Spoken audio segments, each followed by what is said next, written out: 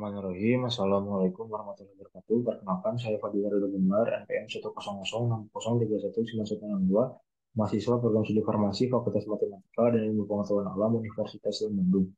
Pada kesempatan kali ini, saya akan mempresentasikan hasil penelitian saya yang berjudul Penelusuran Pustaka Potensi Aktivitas Antibakteri Tanaman Jahe Merah terhadap bakteri Escherichia coli penyebab penyakit diare. Adapun pokok bahasan yang akan saya sampaikan pada presentasi kali ini yaitu yang pertama ada pendahuluan, yang kedua ada metodologi penelitian, yang ketiga ada hasil dan pembahasan, dan yang terakhir ada kesimpulan. Pendahuluan, penyakit infeksi masih menjadi hal yang penting, khususnya bagi masyarakat di negara berkembang. Penyakit infeksi dapat terjadi di berbagai bagian tubuh, seperti di saluran pencernaan. Berdasarkan data WHO pada tahun 2016, salah satu penyakit infeksi yang sering terjadi pada saluran pencernaan adalah diare. Diare masuk ke dalam 10 besar penyakit yang mengakibatkan kematian terbanyak di dunia. Kemudian, Riskesdas pada tahun 2018 menyebutkan prevalensi diare untuk semua kelompok umur sebesar 8% dan angka prevalensi untuk balita sebesar 12,3%, sementara pada bayi prevalensi diare sebesar 10,6%. Diare merupakan suatu gejala penyakit yang ditandai dengan perubahan bentuk serta konsistensi tinja yang lembek hingga cair, dan frekuensi buang air besar yang lebih sering dari biasa. Pada umumnya, diare ditandai dengan sakit perut, mual, muntah, sakit kepala, demam, rasa tidak nyaman, dan menggigil. Untuk menghambat pertumbuhan bakteri penyebab infeksi tersebut, umumnya digunakan antibakteri. Antibakteri merupakan zat yang dapat menghambat pertumbuhan bakteri dan dapat membunuh bakteri penyebab infeksi. Tetapi akhir-akhir ini sering terjadi kasus resistensi akibat penggunaan bakteri. Oleh karena itu, diperlukan alternatif pengobatan lain untuk membunuh bakteri penyebab infeksi tersebut. Salah satu tanaman yang memiliki aktivitas antibakteri ialah jahe merah. Kemudian rumusan masalah yang pertama yaitu bagaimana potensi dari tanaman jahe merah sebagai antibakteri. Yang kedua, senyawa apa yang terkandung dari tanaman jahe merah yang memiliki aktivitas antibakteri. Kemudian tujuan penelitian yang pertama, mengetahui potensi dari tanaman jahe merah sebagai antibakteri. Yang kedua, mengetahui senyawa apa yang terkandung dari tanaman jahe merah yang memiliki aktivitas antibakteri.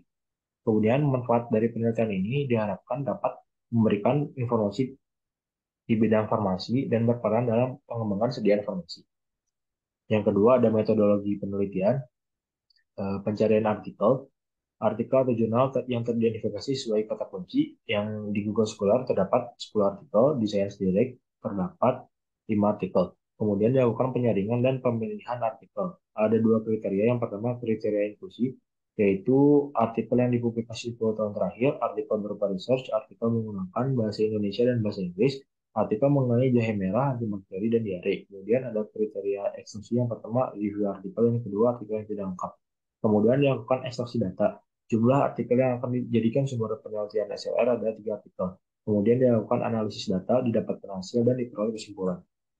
Yang ketiga, ada hasil dan pembahasan. Berdasarkan data di atas, maka hasil penapisan fitokimia yang diperoleh dari sintesa jahe merah mengandung senyawa metabolit sekunder, diantaranya alkaloid, polifenol, flavonoid, tanin, saponin, monoterpen, dan sesquiterpen. Kemudian, senyawa yang berperan sebagai antibakteri pada jahe merah yaitu flavonoid, dengan mekanisme kerja flavonoid yaitu dengan cara merusak permeabilitas dinding sel bakteri dan mampu menghambat mortalitas bakteri. Sedangkan mekanisme kerja fenol sebagai antibakteri itu dengan cara mendenaturasi protein sel bakteri. Kemudian ada pembahasan yang kedua, hasil penelitian potensi aktivitas bakteri dapat dipengaruhi oleh metode, bahan, ataupun konsentrasi yang digunakan. Menurut Link et al. Menyatakan bahwa semakin besar zona hambat, maka semakin besar pula kemampuan untuk menghambat pertumbuhan bakteri, yang artinya zat antibakteri alami pada SLB merah dapat pada konsentrasi tinggi mempunyai daya hambat yang kuat dalam menghambat bakteri Escherichia coli. Berdasarkan ketiga jurnal di atas, maka hasil zona hambat yang baik didapatkan pada SLB merah yang menggunakan pelarut etasetat, di mana zona hambat yang diciptakan pada konsentrasi terendah paling tinggi sebesar 11,0,8 mm. Kemudian kesimpulan, berdasarkan penelitian yang telah dilakukan dapat disimpulkan bahwa jahe merah memiliki potensi sebagai antibakteri terhadap pertumbuhan bakteri Escherichia coli dengan ditandai adanya zona hambat. Jahe merah juga memiliki senyawa metabolit sekunder diantaranya alkaloid, polifenol, flavonoid, tanin, saponin, monoterpen, dan sesquiterpen. Kemudian senyawa yang memiliki potensi sebagai antibakteri yang dihasilkan oleh jahe merah yaitu senyawa flavonoid dan fenol. Sekian presentasi yang dapat saya sampaikan. Wabillahi taufiq wal hidayah. Wassalamualaikum warahmatullahi wabarakatuh.